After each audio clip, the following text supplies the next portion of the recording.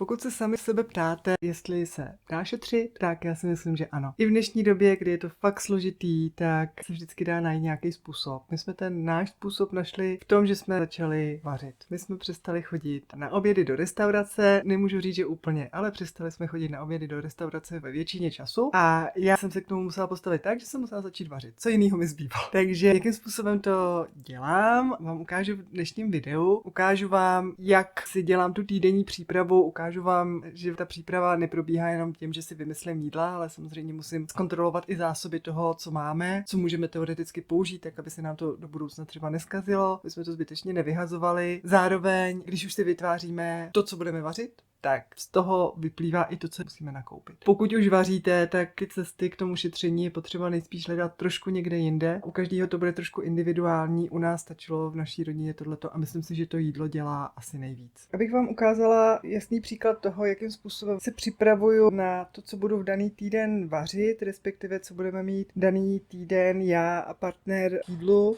a co budeme mít o víkendu, tak jsem se vám rozhodla tady ukázat, jakým způsobem na to jdu já. Tady máte ukázku z týdnu 13.6. Jak už jsem říkala v jednom z předcházejících videí, tak já opravdu nemám problém uvařit jídlo tak, abych ho mohla použít alespoň dvakrát. To je taková moje snaha, protože nechci se vaření věnovat každodenně, to mi nedává smysl. Takže já vařím tak, abych jídla mohla opakovat a vidíte, že to tady mám vlastně jak v pondělí, tak ve středu mám kuře s rýží. Úplně stejné jídlo, nic na tom neměním. Stejně tak už počítám s tím, že tady v rámci toho, co uvařím v sobotu a v neděli, tu rajskou s těstovinama a rozlítaný ptáček s knedlíkem, tak to se mi promítne do dalšího týdne, protože prostě chci to použít v dalším týdnu. Vím, že už takhle rovnou vařím. Jinak samozřejmě tomu předcházela kontrola toho, jaký máme zásoby, co kde máme, co kde můžeme vyndat, co kde můžeme rozmrazit, takže já vím, že kuře jsem měla na mrazáku, jenom jsem ho vyndala a nemusím ho kupovat. Co se týče lososa, opět na mrazáku, nemusím ho kupovat, ale musím k němu dokoupit bulgur, protože ten mám už jenom zbyteček. Co se týče ostatního, tak těstoviny sice mám, ale nemám tofu. Musím koupit.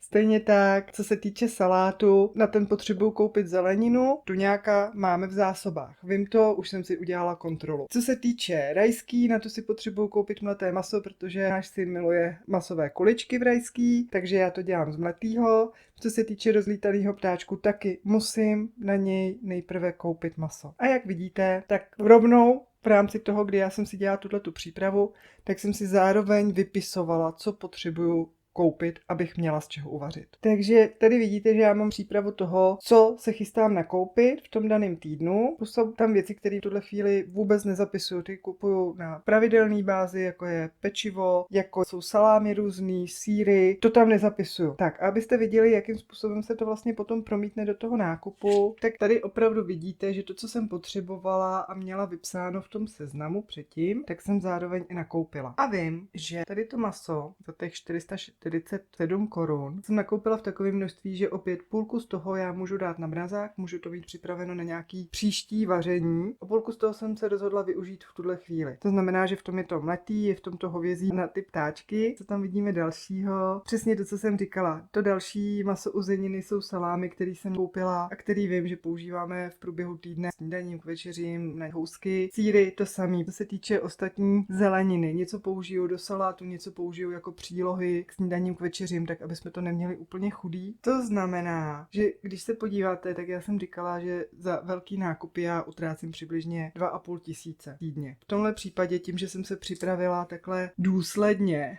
a spoustu věcí jsem prostě na tom mrazáku měla a použila jsem je, tak jsem utratila ten týden vlastně necelých 1400. Což je super situace. Pro mě shrnutí je takový dost jasný, dost zřejmý. Já vlastně ukazuju to, že vzala jsem zásoby nějaký, ty jsem použila, došlo jsem na nákup, který mě vyšel přibližně na 1400. A já když si tak jako v hlavě počítám, nakolik by nás vyšel ten týden, co se jídla týče, tak by to určitě nebylo 1300.